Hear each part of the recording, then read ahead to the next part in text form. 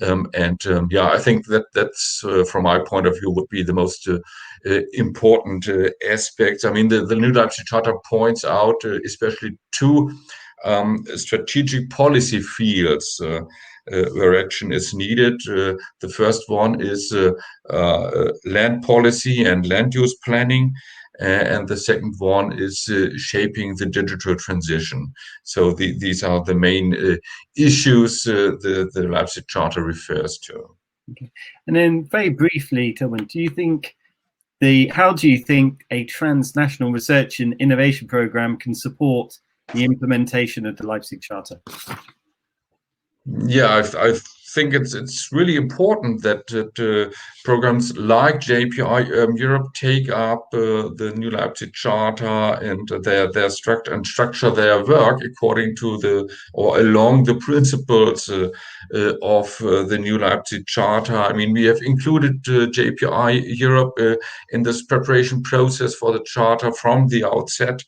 As well as other research programs that we included, like the JRC or ESPON or others, and also the foundation of the new Leipzig Charter was a scientific baseline study.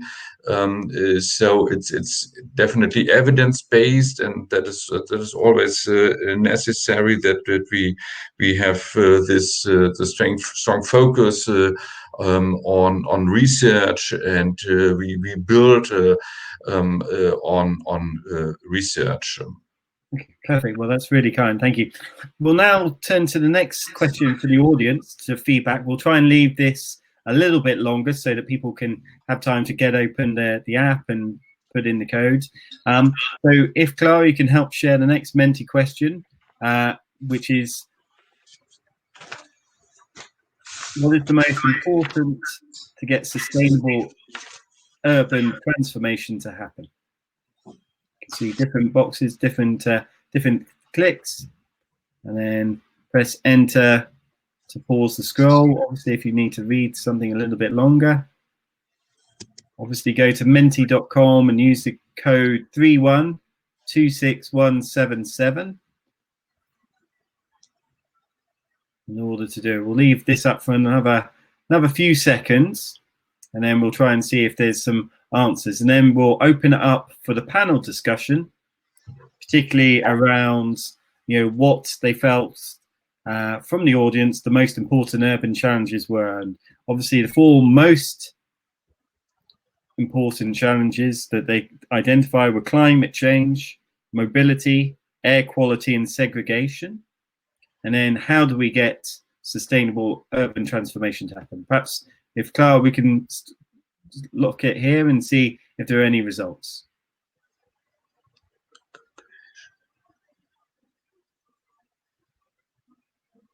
Okay.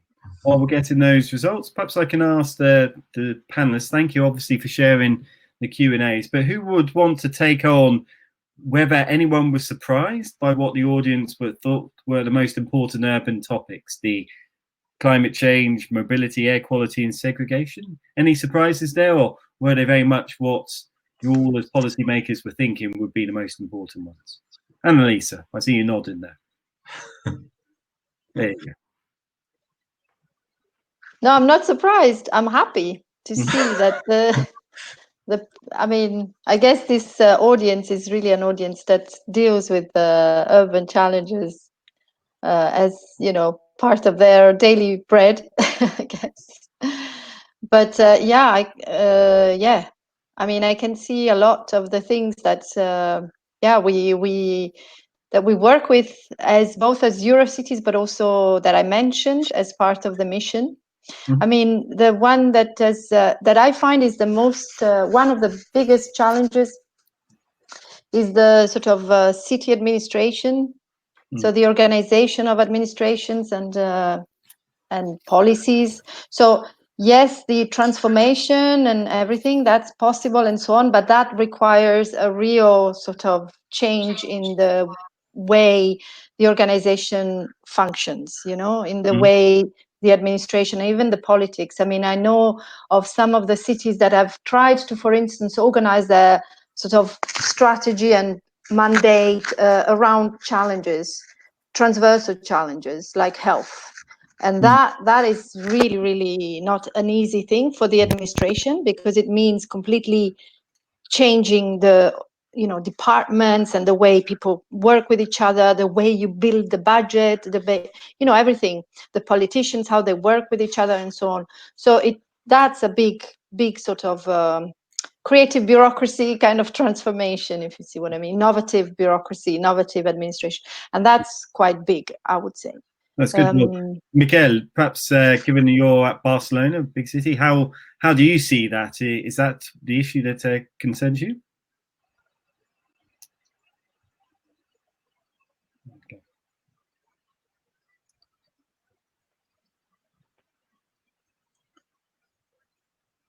I think we're struggling to get him. We've lost him a little bit. So, Owen, Tillman, perhaps any surprises from your perspective of what people were choosing in terms of the sort of climate change? Within that, obviously, might be things around renewable energies. So perhaps we've had a question from the floor about what about the role of renewable energies, perhaps within that climate change or mobility, air quality, segregation type topics. Owen, Tillman, anyone want to pick that piece up? Yes, thanks. Well, to be honest, I'm not really surprised. I mean, this is I think what I had also expected. What the audience would rate highest here, the whole issue of climate change, and this for sure. Dominated also our whole discussion around the new Leipzig Charter. Only in the course of the discussion, we also observed other major issues, and in the end, I think we balanced this charter by addressing the just green and productive cities. That means highlighting all three parts of the sustainability triangle. But climate change, also mobility issues, air quality issues, that is also very high on our list, and also a priority for us. No doubt about that. Owen, I saw you lift up your hand there. Have you got thoughts? Yeah, I think on the 4 challenges that were identified, no, I'd have to agree. I'm not surprised, even just as from a citizen, as someone who lives in a city myself. They're the kind of things that I worry about is air quality, mobility, even this issue of segregation, especially living in Brussels. And then I think what you mentioned there with the renewable energy that someone in the audience had asked. Yeah, 100%. I mentioned this clean energy transition. It's predicated on technology, renewable energy, all this kind of thing. So the example I gave of the renovation wave, yes, it's about buildings and jobs and green growth. But at the same time, it's about providing clean, affordable, secure energy. It's going to look at energy poverty in that regard, but also obviously the use of renewables. Something that I hope to see adopted next month by the Commission is our offshore renewable strategy. I'm originally from Dublin. I only saw in the news this week that they're looking at putting in offshore wind farm off the coast of Dublin. So this is an area where there's clearly a lot of movement happening. I know in Denmark as well there was a deal during the week. So I think renewable energy, 100% is involved here. That's really helpful. Yeah, I think the deal between BP and Ørsted in Denmark to kind of do carbon capture and storage was a fascinating one. So yeah, I think technology is very much part of the play. But it's interesting enough, only between 3 and 5% of all venture deals goes to the sort of hardware spaces. It is just a relatively lack of investment in some of the sort of more complex, longer issues such as batteries or storage or whatever it might be that really requires a lot of investment. We got a question coming in from Kim Judge, which is: in June the OECD released a paper addressing society challenges using transdisciplinary research. What does the panel think about transdisciplinary research for the sustainable future of urban and social design? We'll have some discussion on sort of the importance of design coming up from Caroline in the next panel. But any thoughts about this issue about transdisciplinary research in order to create the sustainable solutions?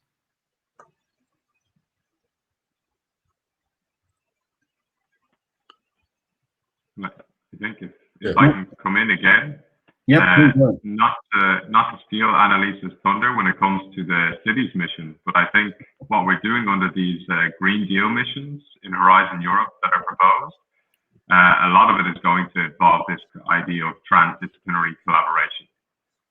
You have the mission boards who are made up of various experts, then you have the assemblies, and then when the missions kick into action and are actually going to be implemented, it's going to be involvement from actors across the board. I don't think when you look at the size of the challenges we have nowadays, you can't hope to achieve any measure of real success unless you involve all kinds of actors. Annalisa, on the city side? You're muted at the moment, I think. Yeah, sorry.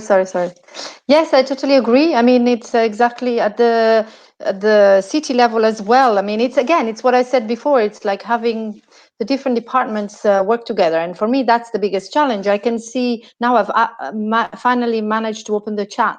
I can see people saying the bureaucracy, the innovative bureaucracy is a myth. It's true. It's a utopia. It's a mirage. That's what I'm saying. That's where we need a lot of transformation there. We need support. Then we need to think in different ways. I mean, it is possible. I think in some organizations, in some administrations, it has happened. It is happening. I'm thinking of Leuven, for instance, in terms of governance and also trying to think system rather than projects or sectors. And then people just need to work with it. I mean, Utrecht is also doing a fantastic job in terms of organizing the organization and work on challenges rather than what I said before, rather than sectors. But it's not easy at all.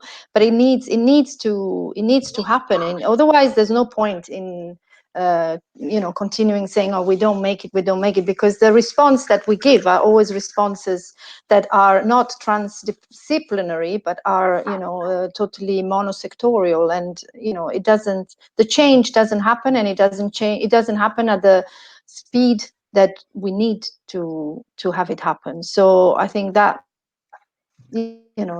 that's the working across different is the way forward. It's not easy, but it needs to happen. That's for me the recipe. That's perfect. And Tilman, a question coming in from Maria Helena Cojono. She asked, it's great to hear about the updated Leipzig Charter, but if it's just a guideline or voluntary, how do you track its uptake into practice, and how do you convince authorities to accept the Charter? Very, very good question. Indeed, it's an informal document, and we have no means to oblige anyone to do anything. So it is our duty to marketing of this to pronounce the messages of promote the messages of the new Leipzig Charter to all levels. I think we do a lot in Germany. We will start a communication campaign next year concerning the messages of the new Leipzig Charter. We already do a lot of things in the framework of our national urban development policy, including pilot projects, and also to enhance this transversal dialogue that was mentioned in the last round, because I think that's key to integrated urban development, to breaking the silos and different sectors working together.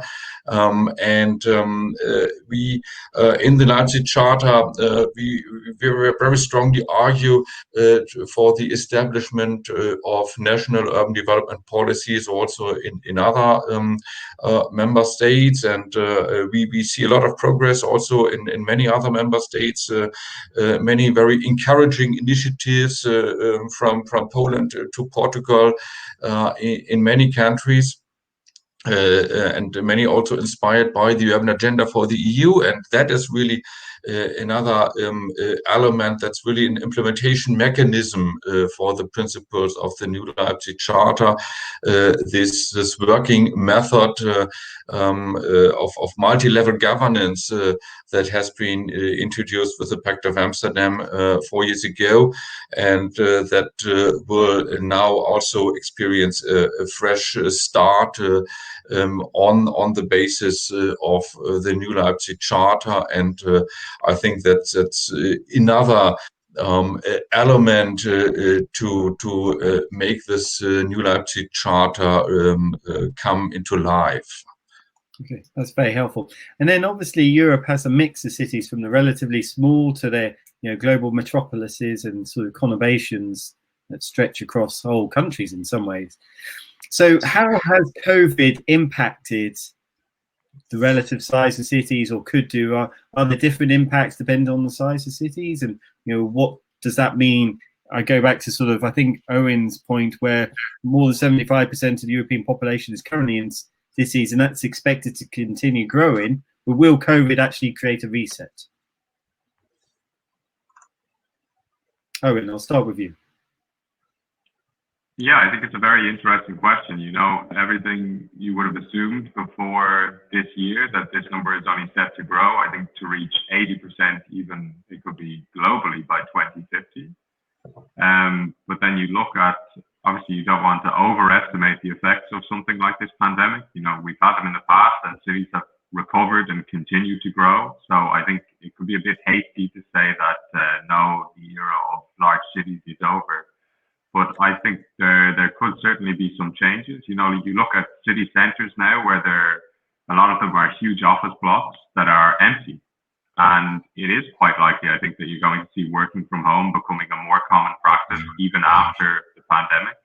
And therefore, you're going to have a lot of need to repurpose some of these buildings. I see people mentioned in the comments as well about greening in urban areas, this kind of thing, and green technologies.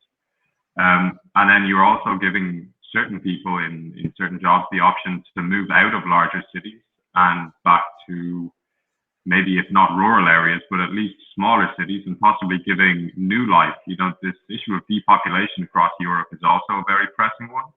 The Commission is looking at this long-term vision for rural areas, and one of the problems is a lot of these smaller cities, young people are more or less forced to move away in an effort to find work. But if you can work from anywhere, depending on your broadband connection, it opens up a lot of possibilities that people can move back to these kind of cities. Yeah, it might spread things out a little bit more. Tillman, you're nodding. What are your thoughts in Germany? Yeah, I absolutely agree. I also think that this pandemic will have long-term consequences, and especially this massive learning effect for all of us concerning digital methods, digital solutions, conferences like this year. I think that demonstrates what is also possible in the future, and it will be used in the future. And but of course, at the moment, difficult to predict what the concrete consequences will be, or how far we will also return to our old routines. Nevertheless, I think there will be long-term impacts and changes. What is so striking for me at the moment is this short-term effect that you see that the neighborhoods are winners.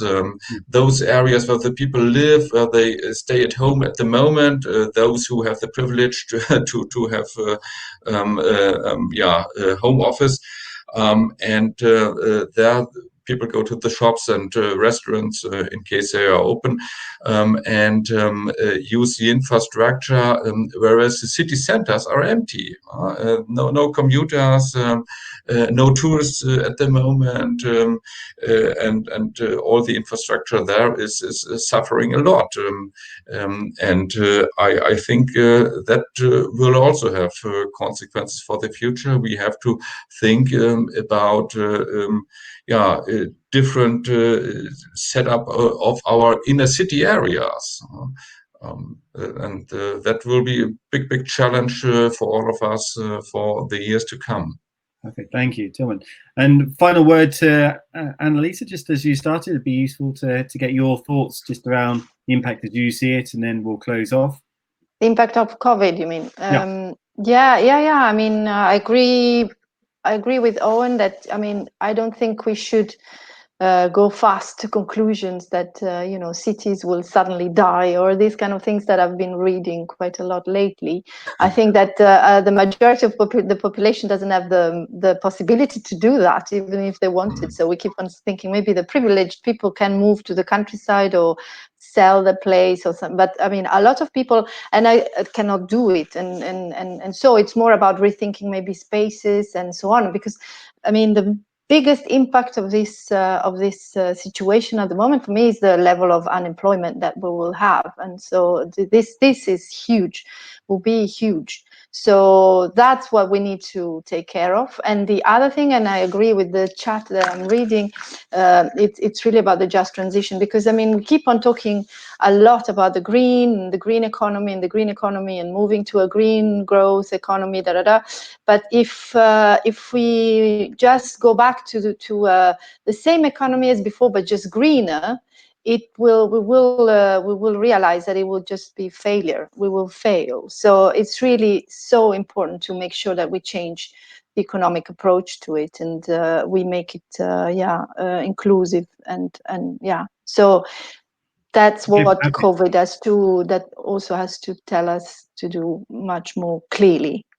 Well, I mean, in the end of the day, I mean, I think COVID has not said anything new. It's just X-rayed in a way, exposed and aggravated, of course, a lot of the challenges that were already there, and especially on the economic and social aspects. Wonderful. Well, Annalisa, Eoghan, Tilman, thank you so much. Apologies that we lost some of the signal with Michael, but and I also want to appreciate everyone in the audience for having such a lively chat and conversation. I'm not sure if it will stay open within this session, but you might be able to continue, and maybe some of the speakers will be able to look through and answer some of the more specific points we didn't have time to get to. But thank you very much. We'll now have a very short 9-minute or so coffee break, and then we'll start with the second plenary session. Thanks to you all. Thank you, everyone. Bye-bye. Thank you very much.